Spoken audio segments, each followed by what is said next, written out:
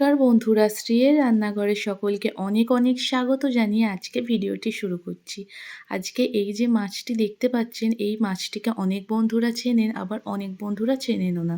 আর এই মাছটা আমাদের বাড়িতে আমি মা দুজনে কেউই কাটতে পারি না, তাই একজন দিদি, খুব কাছের একজন দিদি, তিনি মাছগুলো ভালো করে কেটে ধুয়ে পরিষ্কার করে দিচ্ছে। আর মাছগুলো ধোয়ার পরে মাছের মধ্যে নুন, হলুদ আর ঝালের গুঁড়ো মিশিয়ে নেব।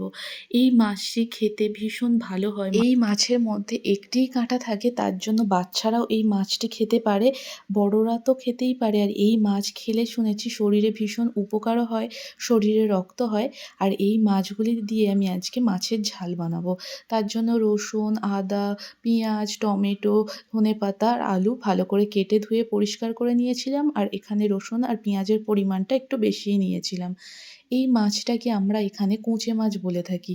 এই মাছ নোনাও একটা ধরনের এই মাছ হয়ে থাকে। নদীর মাছটিকে বেড়ো মাছও বলা হয়। আদা রসুন শিলের মধ্যে বেটে নিয়ে তারপর উনুন ধরিয়ে নেব। আর উনুনে কড়াই গরম করে তাতে সর্ষের তেল দিয়ে দেব। তেল ভালো করে গরম হয়ে যাবে, তখন মাছগুলি দিয়ে দেব। অনেক সময় এই মাছটি ফাটে, তার জন্য আমি একটি ঢাকনা দিয়ে গার্ড করে এভাবে মাছগুলি ভেজে নেব। মাছগুলি খুব ভালো করে ভেজে নিতে হবে। আর মাছগুলি কড়াই দেওয়ার পরে খুব তেল বেরিয়েছে মাছটি থেকে। আর মাছটি বেশ ভালো করে লাল করে ভেজে নিয়েছি। আর তারপর মাছটি তুলে নেব।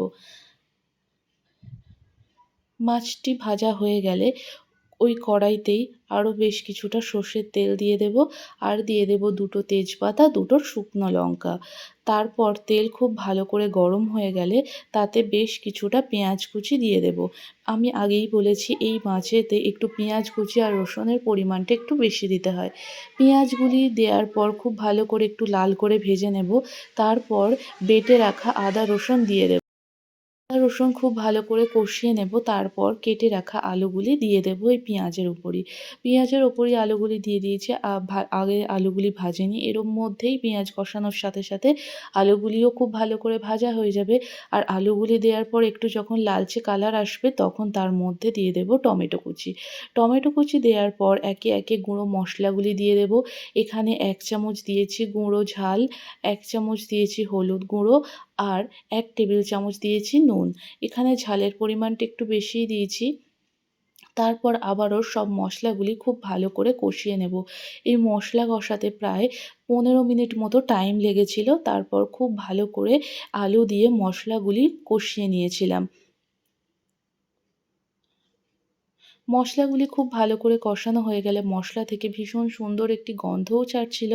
আর মশলা থেকে যখন এভাবে তেল ছাড়তে শুরু করে দিয়েছে, তখন ভেজে রাখা মাছগুলি দিয়ে আরও 5 মিনিট মতো ভালো করে কষিয়ে নিতে হবে।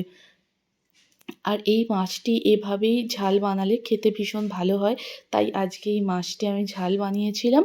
আর মাছটি খুব ভালো করে কষানো হয়ে গেলে তাতে দিয়ে দেব পরিমাণ মতো জল। আমি এখানে ছোট মগের 1 মগ মতো জল দিয়ে দিয়েছিলাম, ওই 2 গ্লাস মতো। জলটি দিয়ে দেব। জলটি দেওয়ার পর জল যখন ফুটতে শুরু করবে, তখন ঢাকা দিয়ে দেব। মাছটি একটু বেশি টাইম লাগবে সিদ্ধ হতে, তাই জন্য আমি এখানে ওই 25 মিনিট মতো ঢাকা দিয়েছিলাম। উনুনের আঁচটি একদম কমিয়ে 25 মিনিট পর ঢাকাটি খুলব। ঝোলটা অনেকটা কমে গেছিলো, আলুগুলিও সিদ্ধ হয়ে গেছিলো, আর কালারটিও ভীষণ সুন্দর এসছিল। এই সময় উপর থেকে দিয়ে দেব ধনেপাতা কুচি, তারপর দিয়ে দেব গরম মশলা, তারপর নামিয়ে নেব। আর তৈরি হয়ে গেল এভাবেই কুঁচে মাছের ঝাল।